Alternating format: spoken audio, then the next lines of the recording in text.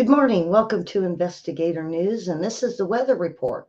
And if you think it's going to be the news, no, the news will be at its regular time at 11 Eastern Time.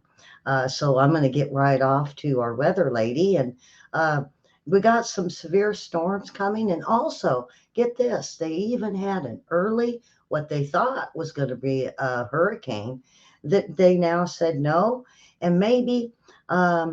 Hurricanes might be delayed a little bit this year. So I'll read you that report, and I got an earthquake report and some things going on over in Canada, and also there's a report of those sandstorms still plaguing Iraq. So here we go. I'm gonna get off to our beautiful weather lady, and we're glad to be here. And it's a new show, and here we go. Here's a look at the national forecast, and we have storms and heavy rain along the southern part of the country, really up into the Midwest as well, but severe will be likely across the southern tier of the country. Out to the west, it's hot. Temperatures are cool, though, through parts of the plains. That's where we have 52 for the high in Minneapolis on Wednesday. So we're going to continue to see that cool air reside up to the north. 76 in Chicago. The rain is going to stay in the forecast through late week as well. And notice that severe keeps shifting east. So by Thursday, we're looking at thunderstorms from the Gulf all the way up to the Midwest and interior parts of the Northeast. Now by Friday, the rain will continue as we start the holiday weekend to the east, but it will stay dry out to the southwest and very hot. Well, there you have it. And today's voting day in Arkansas, and I'm going to get out there and vote. So if you are, I think Georgia, Alabama, Texas, quite a few. So get out there and vote. I'm going to move on to our, let's see, the hurricane season. That's what I'm going to get off to. Um, they say the 2022 Atlantic hurricane season is unlikely to start early for the first time in 8 years after a small Gulf of Mexico disturbance moved inland Sunday night before it could develop. The small area of low pressure spun up over the Gulf uh, of Mexico Sunday and prompted the National Hurricane Center to highlight its first outlook of the area, the 2022 season. Now, it was dubbed Invest 90L, the term meteorologists use for tropical disturbance being monitored. And this low quickly moved ashore near Alabama and in basically Florida late Sunday night. Despite its small size, the disturbance did produce several 40 to 60 mile per hour wind gusts along the North Gulf Coast. And one sensor on the roof of the fire station measured 59-mile per hour gusts at Pensacola Beach, Florida. Um, so what I'm going to do is I'm going to kind of show you what we're talking about here. Um, you could see it forms down here, and hopefully they'll redo it. See? And then it just disappeared. So that was what they were looking at, Invest 90L. Let me get my cursor back over here. Now, this is the named storms before June since 2015. So that tells you pretty much where they have been going. And they said this could be the trek it will take. We're looking at the Atlantic hurricane tropical storm activity, the peak. And they're claiming that the peak will be right around September 1st. Um, so, with that, I'm going to move on to the latest earthquakes. And we're just moving right along. This really probably won't be a long show. Just I'm keeping our weather, earthquakes, and hurricanes and volcanoes. Now, as far as the volcanoes go, uh, there is a few that is spewing ash. There's three of them. And they said that could be why we keep getting a cold front that keeps plaguing the United States. But it's also been plaguing quite a few other places. So, on to the earthquakes. You know, we have quite a few fives. South Sandwich Islands, a 5.3.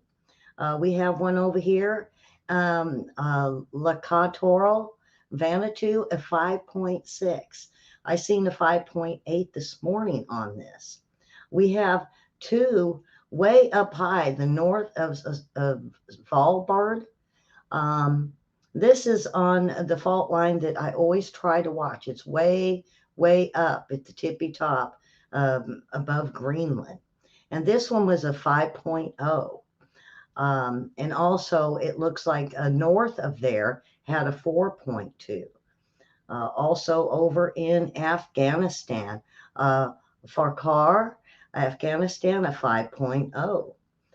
We had one, if you guys felt anything over in Tennessee this morning, there was a 2.6 in Garland, Tennessee. So if you felt a little weird and your dogs were acting a little odd, that could be why.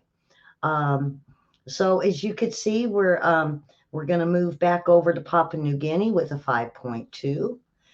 That was in Kimby.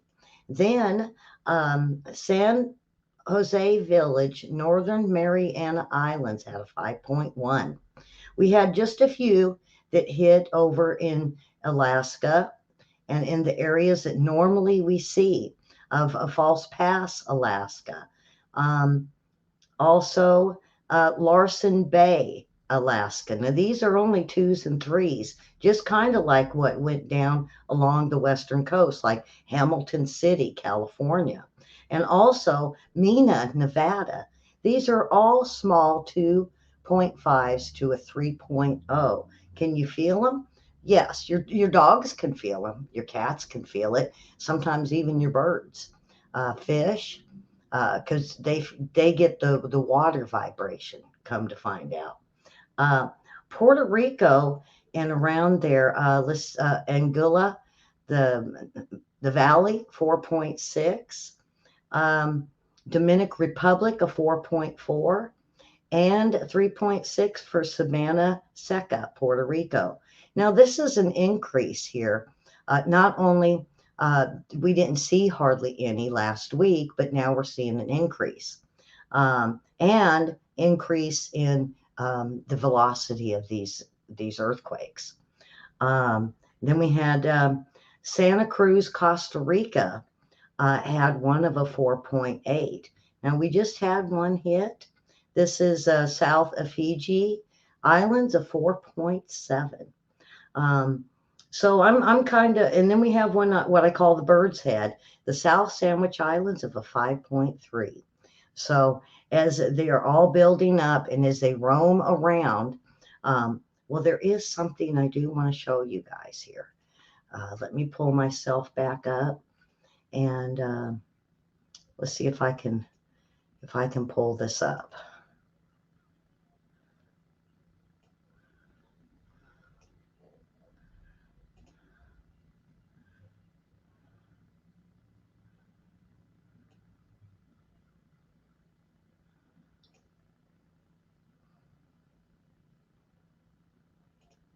Okay.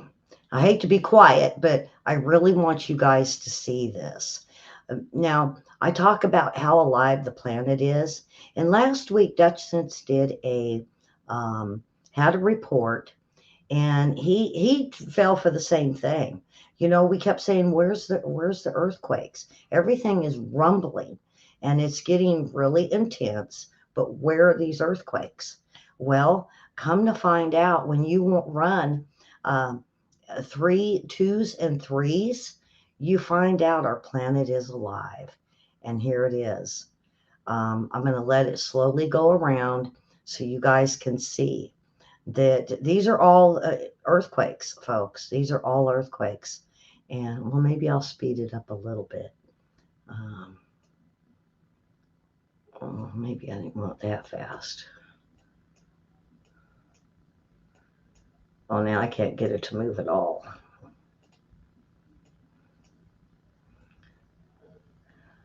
Okay. But you could see, look at even Hawaii, how tall it is. Those are all individual earthquakes, folks.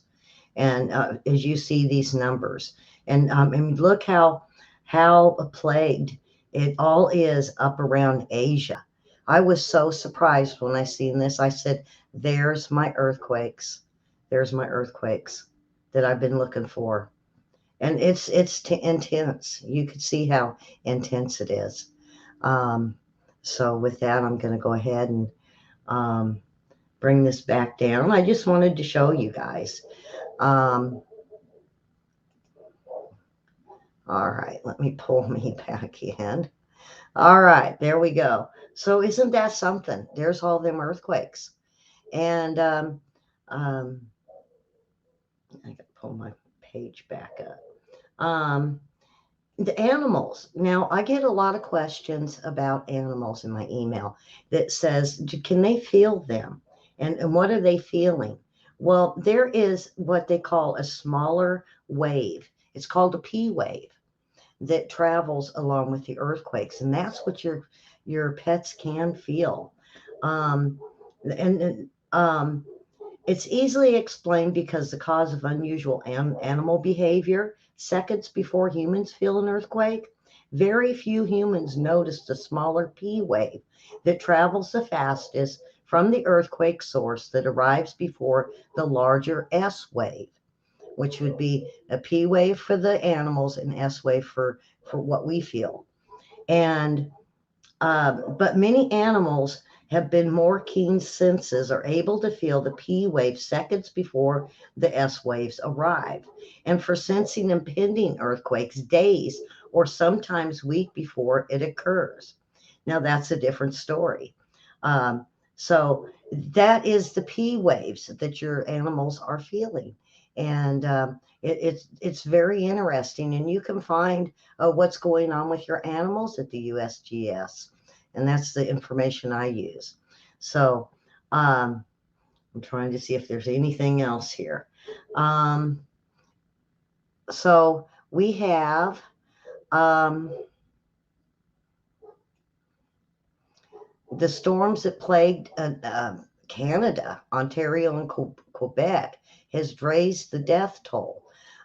They said the most deaths that have occurred when people were hit by falling trees. The Ontario police announced the death of at least 7 people. The 8th victim is said to be a woman who drowned in the Ottawa River when her boat capsized.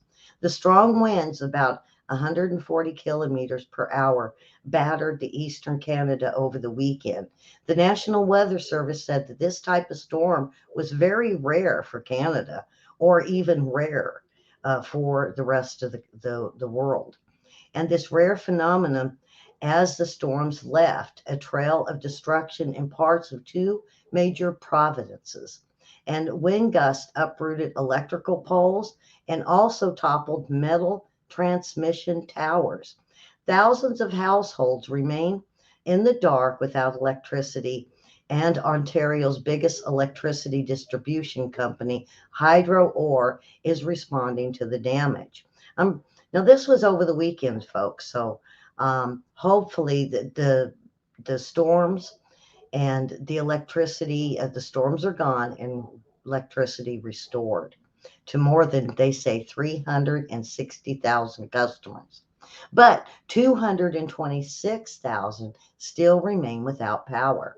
The Canadian Prime Minister, Justin Trudeau, has thanked the crews who have been working overtime to try to restore this power outage, and electricity companies are still scrambling to restore and transmission lines, but damage control is estimated to still continue for several days to come before power is fully restored. They even have people up around New York and above that have been traveling, electrical companies and linemen, and prayers to always to the linemen for the wonderful job they do. But they're heading up there to see if they can help. Now, the sandstorm. Now, I've reported on this on my news with the sandstorm. This Monday was the 9th sandstorm that has hit Iraq since mid-April. And it's frequent in the region um, in recent months, and they're triggered by soil uh, degradation and severe droughts, low rainfall, all fueled by the dry weather and wind that they're having. Iraq had to close airports. And they say not only that, but public buildings. And this is have been happening for the last few weeks. And it hit the streets of Iraq, capital of Baghdad, and other provinces in the country. And the buildings Baghdad with an eerie orange film. And drivers kept the car headlights on. And they say that it's best that everyone just stay home until this cloud is gone. It can cause a lot of breathing and health issues, headaches, stomach aches. Um, and not only that, but you can get sand in your lungs. So, um, so that is what's happening right now. And I'm glad you guys came and watched today. This is something that we will be doing regular on the days that I have news. I have separated them out so I can concentrate on the news reports. Now, I will be back, about 45 minutes with the news. So, and we are still having YouTube issues. Um, so hopefully we jumped in and got it taken care of. My moderators are probably going to be very upset because I'm still trying to get this all set up, and I was having to where YouTube wasn't even allowing me to do this forecast. But I think I have it fixed, and hopefully here in about 45 minutes we'll be on both platforms. So with that, I thank you very much for watching. Subscribe and follow. Hit that like button. If you like this weather report and how in depth I'm going to get on this, I will be giving hurricane reports as they start to happen starting June, they say.